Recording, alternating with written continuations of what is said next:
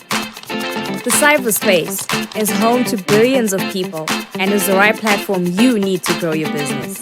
The Center for Innovation and Technology is offering you a golden opportunity to speak directly to your market at an affordable price. We also offer media training workshops, live streaming, documentary production, and events management. Get in touch with us today on the following numbers: +263 867 711 0290 or 0718 100 235. Don't forget to subscribe to our social media platforms. Like our Facebook page, Center for Innovation and Technology. Follow us on Twitter @SiteZW. And you can also check out our website, www.site.org.zw. You can also visit our offices at 45 Avenue, Hillside, Bulawayo. Take advantage of this opportunity to expand your business.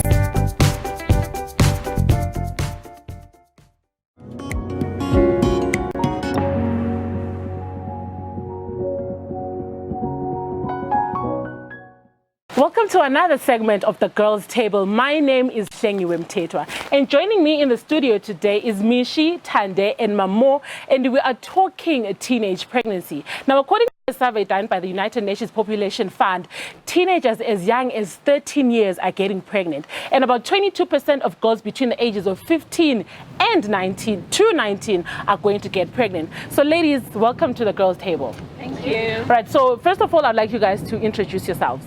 Starting with you. Hi, my name is Hlengiwe Moyo. You can call me Mamo. Hi, I'm Michelle. You can call me Michelle. Hi, I'm Tande Gachongi. You can call me Tande. All right, so ladies, the argument that I've heard surrounding the discussion of teenage pregnancy is either there's too much information or there's too little information. Too much information from the media, too little information coming from our parents or our families. What do you guys have to say about that? Definitely. There is so much information coming from the media, considering that on TV, that's what we see happening. It's the cool shows that we're watching. It's the music that we get to hear. We get so much information from the media, I must say, and parents are generally African parents, so to say. They believe that you don't discuss such important topics with your children. Maybe that's why there's less information from them. Okay, so I'm lost. Is there too much information or is there too little information? Well, for me, it wasn't a case of too little information, but the kind of information that was coming to me. Because my parents, African as they were, used to have conversations with us about sex. They may have been dubious, like, they are not saying straight up, but you get the message that you have to wait until you meet the right person. You have to finish school. And so it was just rules from them, basically, but never any coping mechanisms. Like, you're supposed to wait, but it doesn't tell you what you're supposed to do when you then meet someone that you really like and your hormones are raging and all that. Yes, I'm supposed to wait, but how do I cope with this? So in a way, the information is there, but the conversation doesn't extend to coping skills, which is what you basically need. Because you don't know how to say no to this person that you love. You don't know how to say, okay, fine, I'm going to break the rule and sleep with this guy. But how do I protect myself from getting pregnant? Sex is taboo. You can't even have that conversation with that guy at 19 or 18. You can't tell him, can you please use a condom? You can't go to your parents for contraceptives. You can't ask your friends because you're hiding this from them as well. So yeah, it's a bit, I don't know if it's lack of information or too much. Okay, so I said girls as young as 13 years are getting pregnant now. You speak about 18.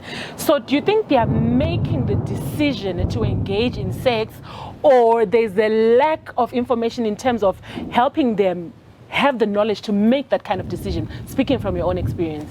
Well, from my own experience, I think you do know it, but the textbook knowledge. Yeah. Because you learn about sex and what contraceptives are in the books. But like what she said, when it comes to reality, when you're in that situation, to actually say, okay, I'm having sex now. I feel like it's a more of a pressured decision. Yeah. Or in my case, more of, well, all my friends are doing it, might as well get it over and done with as well. And say, no, I've also broke my virginity, I've also had sex. But yeah, it's just like, there's no information about it fully in depth. Because now when you're older and you have conversation with people your age, you're like, oh, friend, what happened with you? And she's like, no, this is what happened. I met this guy, we liked each other, and then we got into his room and we had sex. But it's like, okay, teach me about what contraceptive methods are they.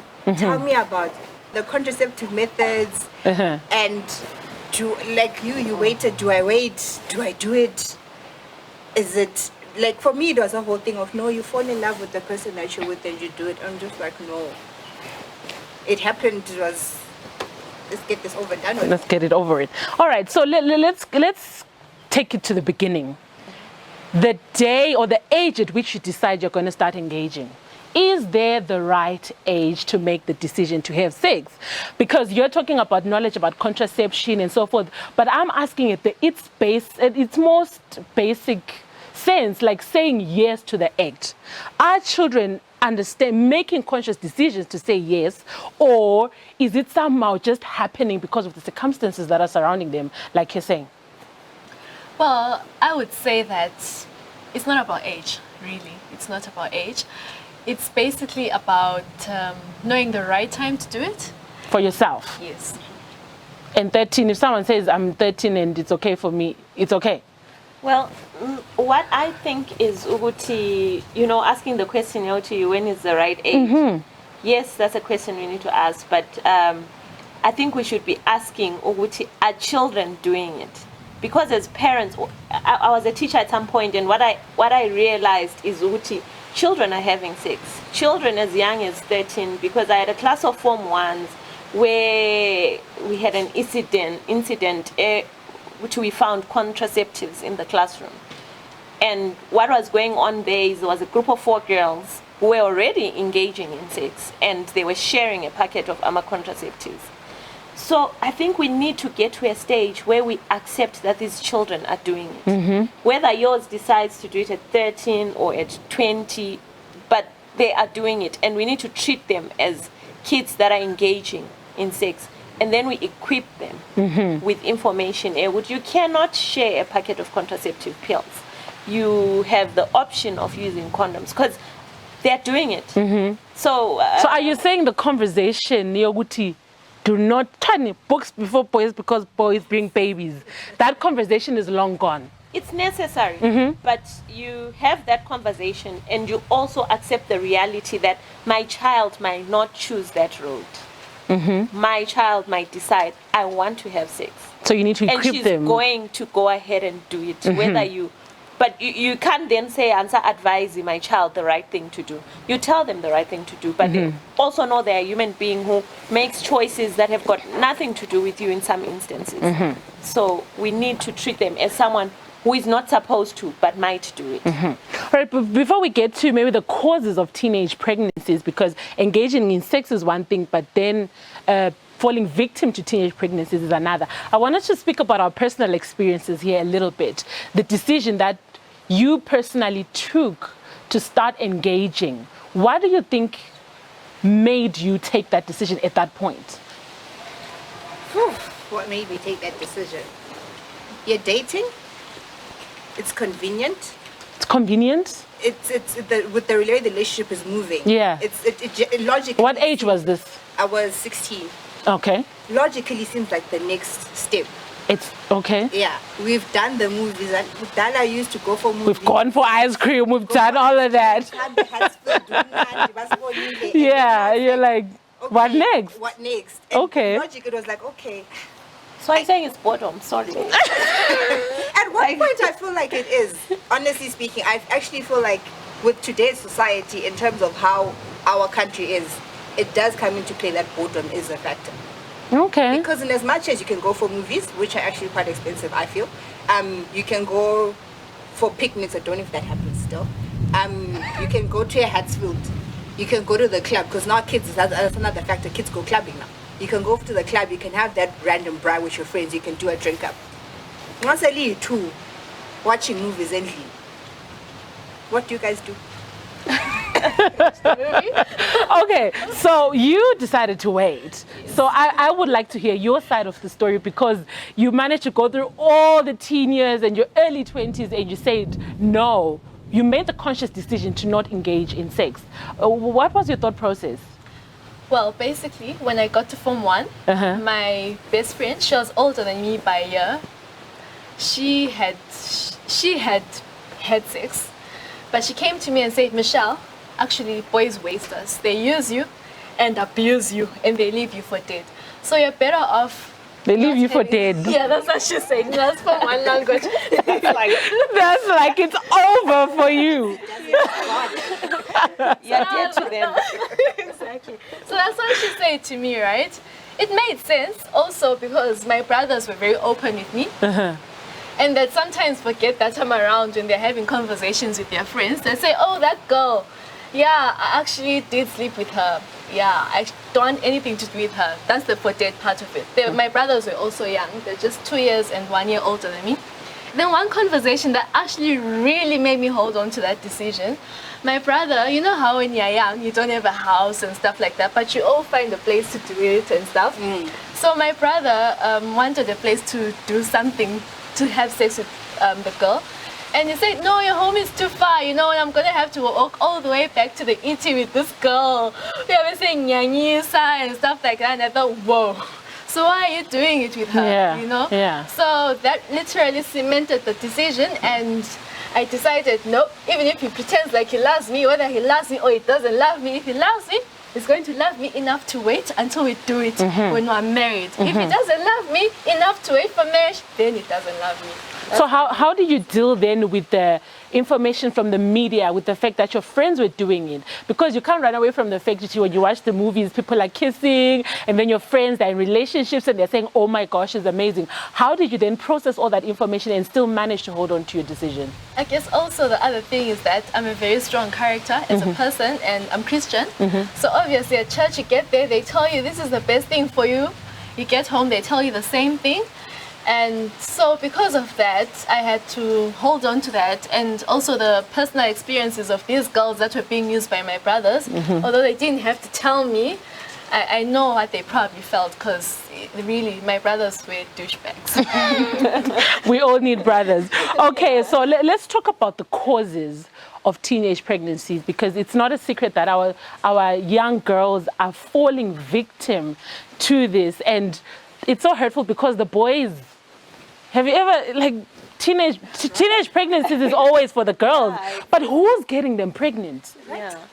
Is it teenagers, is it older people, and so forth? So why do you think causes teenage pregnancy? Well, I'll talk about my experience. I got pregnant at 19. I was the poster child for good girls. Yeah. You know, like, I think I started dating at 16, and I had never imagined that I would actually sleep with a boy. And fortunately, the guys that I dated from when I was 16 to 19 respected that I didn't want to have sex until I got married. So, yeah, I was fortunate. But then I met one. Were they your age? Yes, they were in my age group, Even the guy who got me pregnant was, well, I think 2-3 years older than me. Okay. But then I think the deciding factor, or what really messed up my plan, was I then met someone who wasn't having none of it. Like, you know, we had this conversation, I want to be a virgin bride, I want to do what. And he's saying, yeah. So you trust this person. Yeah. And he was agreeing, by the way, when you're having the conversation. Like, sure, babe, we'll wait. Oh, yes. This is... So you're thinking, okay, we're on the same page. And remember, my past experience was, you can trust guys. So we would make out and then you get to a point where you say, no, stop. Then I met this guy who we got to a point where I said stop, and they pushed. I wasn't equipped to deal with that. Yes, and I didn't want to upset him. I also didn't want the relationship to end.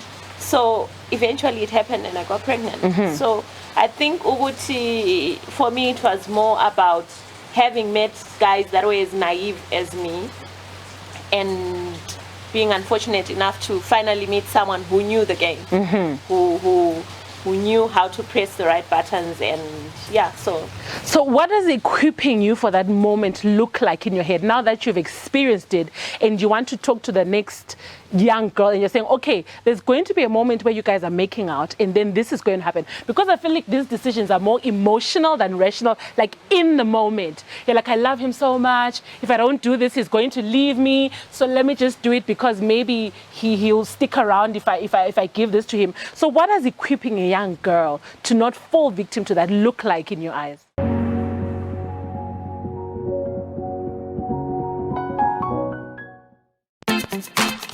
The cyberspace is home to billions of people and is the right platform you need to grow your business.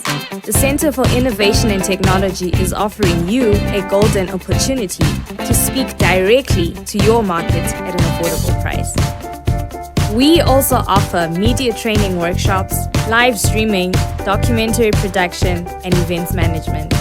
Get in touch with us today on the following numbers: +263 867 711 0290 or 0718 100 235. Don't forget to subscribe to our social media platforms. Like our Facebook page, Center for Innovation and Technology. Follow us on Twitter @SiteZW. And you can also check out our website www.site.org.zw. You can also visit our offices at 45 Moffat Avenue, Hillside, Blaauw. Take advantage of this opportunity to expand your business.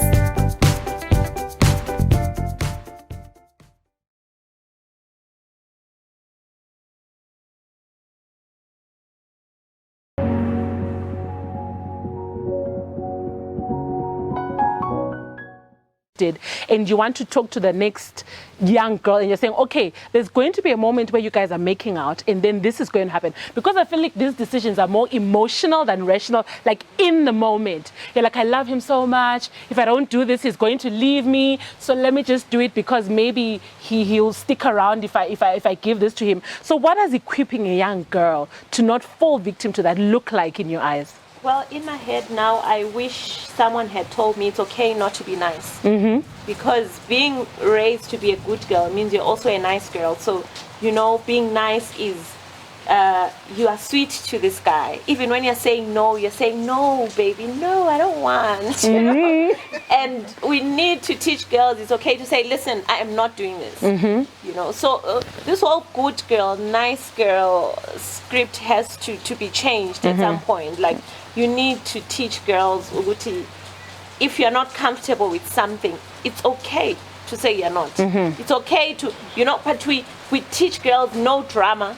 So no drama basically means, Uguti, you can't scream when a guy touches you because what's your problem? What's your issue? You know, so yeah, I think we stop telling girls to be good girls. I'm not going to raise a good girl. I'm raising a bad girl. You know, like I want my daughter to be able to say, listen, I'm not doing this. Yeah. Or to say, I want to do this, but this is how we're going to do it. Because in so much as I ended up sleeping with this guy, I could have done it and not fallen pregnant. Yes. If I had felt I could say to him, let's do it fine, but let's use protection. Or let's do it fine, but wait a bit, let me get on some contraceptive. So this good girl thing, I'm really not for it anymore.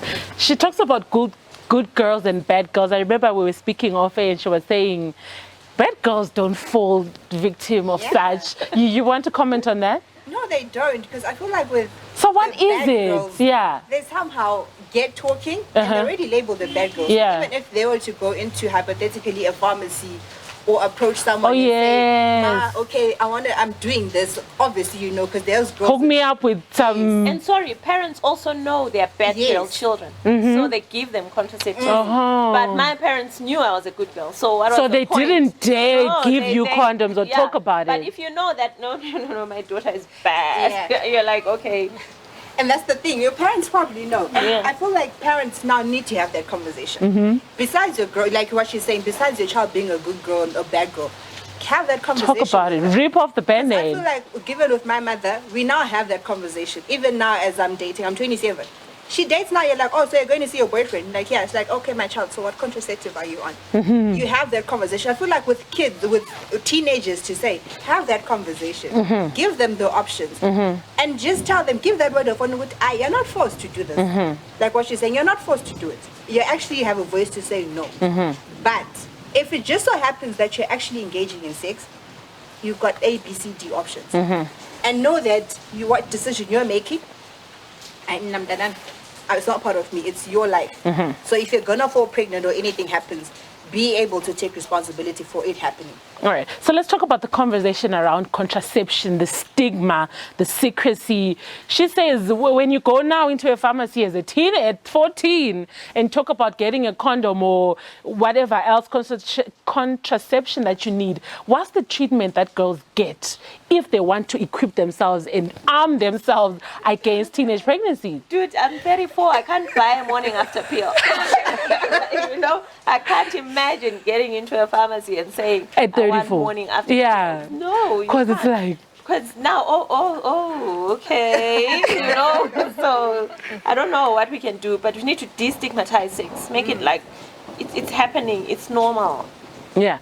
And who then needs to get this information? Is it the pharmacies, is it the clinics? What organizations now need to know the importance of giving the girls the right to go into a clinic, to go into a pharmacy and ask for what they need? Who should we have that conversation with? Because I mean, yeah. It should be a mindset change for the whole population. For the whole population. Yes. I grew up in a small town. There's no way I could have gone to a clinic even for an STI check or even if I did manage to get an STI, I'd rather die from it than go and be treated by my mom's friend. But if the whole community, you just need to change the mindset of everyone. So maybe it's something that needs to be taught from schools. It's something that our parents need to learn in universities or wherever, but we need a whole mindset, a paradigm shift. That sex is happening.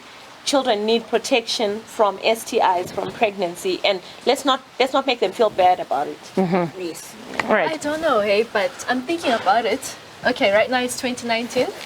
If we as parents decide right now, kids, if you're gonna have sex, here's a box of condom.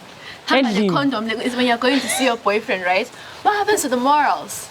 That leads to moral decay. Imagine, fine, sex is not about not getting an STI, it's not about not getting a baby, right? There's something moral. So you're saying by saying to our children, Nancy, eat condom if you need it, you're giving them the permission to indulge and you're saying it's okay. Listen to my question.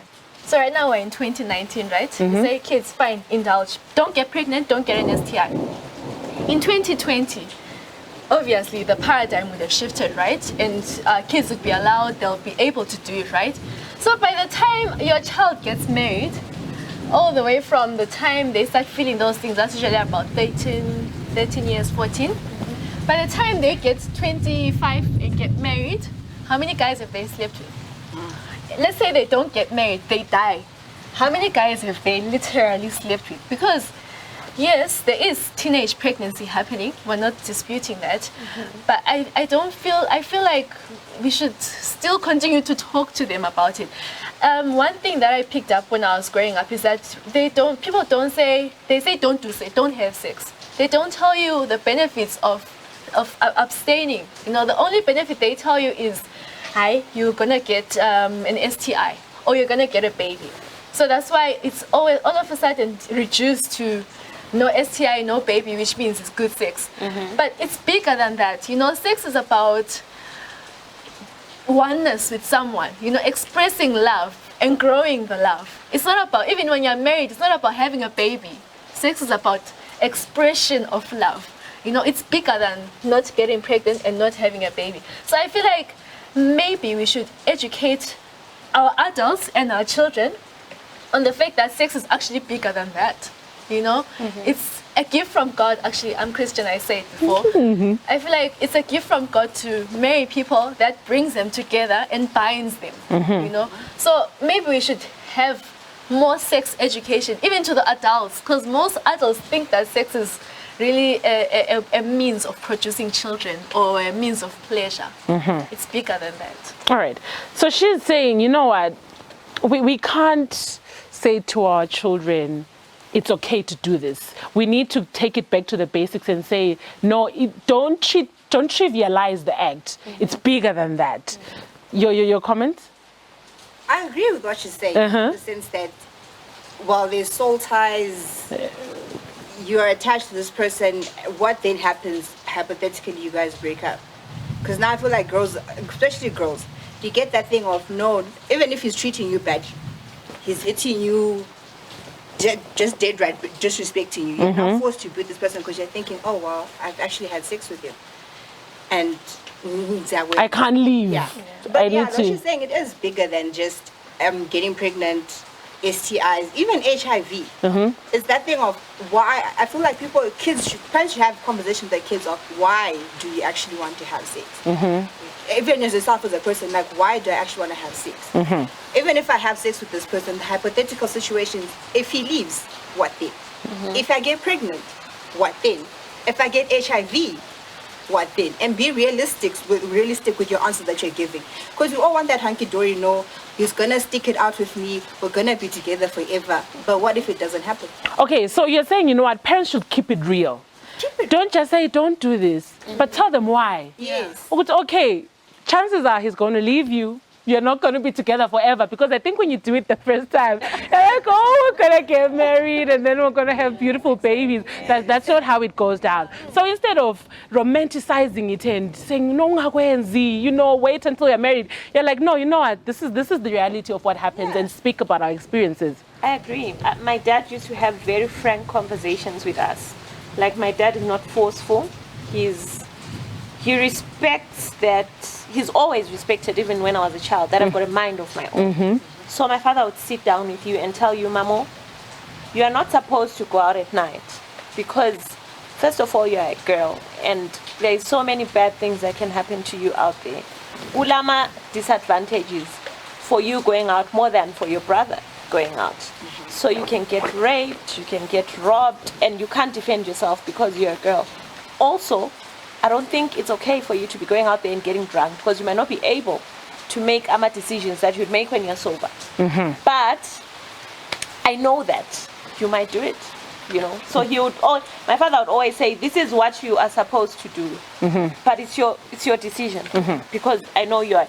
And I would not do those things because I didn't want to disappoint him, because he had faith in me, and he respected me. I think parents need to respect their children. Respect your child thinks, but parents usually talk down on their children. Yeah. And you think your word is low, yet your word is not shit when you're out there. The moment you step out of the door, like, bye, mom. Bye, see you later. And you're out there making your own decisions. So you're good in front of them, and yourself out there. Then you're out, you're like... Yeah, so we need to accept. But ladies, where are the boys in this conversation? We spoke earlier about teenage pregnancies don't seem to affect boys as much. The talk about contraception, no one has the talk of contraception with boys. So what role do they play in fighting teenage pregnancy? The boys. I, for one, feel like boys in society are somewhat protected. Like, for me, I feel like, because even with... They're living large. It's like... No responsibility at all. But I think it's our fault, the mothers. Yes. The mothers. Because mothers raise boys. And the topic that you're starting is about patriarchy. Patriarchy is driven by women. Yes. Because I'll tell you, in most households, it's the mothers that will let the boys go out there and impregnate girls. Because boys are not wanted back home by 6 o'clock. Boys are not, they are not taught to take responsibility for the pregnancy. Yeah. So I think if we're going to have this conversation, we need to teach women raising boys and men as well. I guess. People raising boys need to drive this conversation. All right, so I'm sure you guys heard the story about a student in one of our institutions of higher learning who found out that she was pregnant and committed suicide. How does society, how do our parents, our friends treat a teenager that has gotten pregnant that could cause them to arrive at a decision like this? Well, I think that we shouldn't be judgmental. Obviously the child is already feeling terrible about what has happened because the society is obviously shooting at her. I feel like what we should do is to bring that child closer, speak to them and say, it's okay. You made a mistake. It's fine. Own it. It doesn't need to define you. You need to continue living. You know, there's still life beyond all this. You know, it doesn't mean that because now you have a baby, life has ended. Growing up, you know, people would stop going to school because she's falling pregnant. My parents are no longer paying my fees. Yes, our parents also, you know, sometimes they'll say, I've wasted my money on you.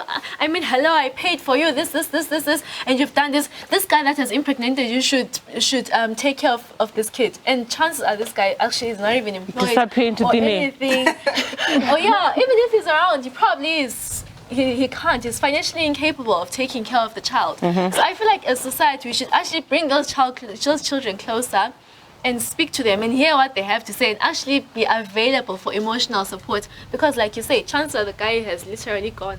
So who's there for the child to cry and lean on? Well, I mean, for this one, I'll use my experience. When I fell pregnant, my parents were devastated. Yeah. Like, it was a shocker because, remember, I was a good girl. So yeah, they were shocked. But for me now, it had a tribal connotation as well because the person that got me pregnant was Shona, and that was the biggest crime in the world. So it stopped being about the teenage pregnancy. It was now, we don't care that you're pregnant. Why couldn't you find an available, you know, type of thing. So in reaction, yeah, my parents, I think, when these things then happen, our parents need to be equipped to deal with it. Mine couldn't deal with it. And for a week or two, my dad wasn't talking to me. But I think if it had continued, I could have even been suicidal. But he checked himself at quickly. Some point. He then called me and said, okay, this has happened. Do you love the guy? I said, yes. I do.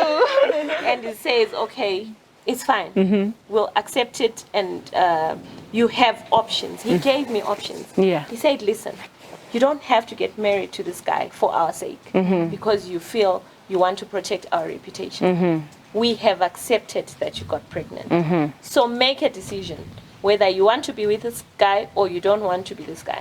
We're going to continue paying your university fees. I was the first year at university. So whatever you do, whether you guys want to go and play Happy Families or whatever, I'm paying your fees until you finish college. I'm putting your child on medical aid. So, you know, the support that they gave me, despite the mistake that I had made, really was the deciding factor on how I was going to cope with this. But you know what? Despite them saying all that, I still felt I had to get married to the guy. I couldn't imagine being pregnant and unmarried. So he was saying all these things to me that, no, you don't have to get married, but you weren't hearing it. I wasn't hearing it. In my mind, I was thinking, how do I walk down the road with that big belly and no man by my side? So I got married, and I got married to a guy who I would never have married if I hadn't fallen pregnant.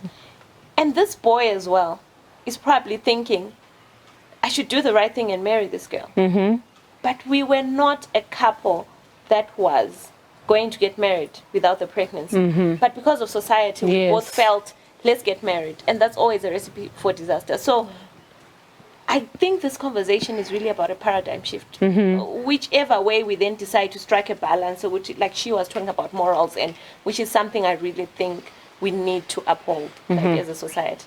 But as much as we need to uphold the morals, we also need to say, how do we handle things like this when we then engage in immoral acts? What do we do? So yeah, my parents, for me, their support really took me through the whole thing. So your parents came around very quickly. They were disappointed and then they got over it. Yes. I need you to speak to parents that don't get over it. And then they were like, Khamba, go and stay with him. They're like, we're not taking care of you. I mean, I met a young girl once, I think and she was staying at Ngozi Mine, where her husband was, because they said, take your things and go, because this is the decision that you've made. So what are you saying to those parents that are saying, Tina, we can't get over this, we can't deal with this, you have disappointed us and we don't want anything to do with you? It's tough for me to judge them. Because you're talking about people who grew up in this society that we're discussing today that says your child cannot get pregnant at a certain age. We're talking about people who were raising good children. So your failure is a failure on their part in their minds. And people handle failure differently. some want to cut themselves off from that failure. Yes. I have a friend who says her mother hid her when she was pregnant. Umfihla. Uthi visitors are coming and you're told, go and sit in the bedroom. We don't want people to know. She had the baby. That baby, why fihlwa lai? Because the parents feel it's shameful. The shame. And you cannot judge someone who feels that way because they're not pretending. To them, it's the worst thing that That could ever happen. So, back to my response, a paradigm shift. Paradigm shift. We need to change the way we think about sex, the way we think about raising children. Parents need to know it's not your fault that I'm a hoe. Sorry. Yeah, so they need to divorce themselves. It's not from on our you. mistakes. Yeah. You're killing me, Mama. All right, ladies, I want you to speak to the teenagers that are not yet pregnant, that are probably engaging in sex or not, or just having the conversation with themselves. I want you to give them advice as we speak about teenage pregnancies and engaging in sex. I mean, STIs and HIV and so forth. And as we wind down, I'd like you to speak on those that have gotten pregnant and what they need to do from then on, because we don't want our teenagers to end up killing themselves or blaming themselves for the rest of their lives because of what happened. So what word of advice do you have for our teenagers that are watching right now? For me, the one that is engaging in sex and is not yet pregnant, or it hasn't, because then with pregnancy, some people feel like it just happens. I had sex. It's a mistake. Look, Yeah, are you so you tripped and fell pregnant? Yeah, I feel like know your options. Tripped on what?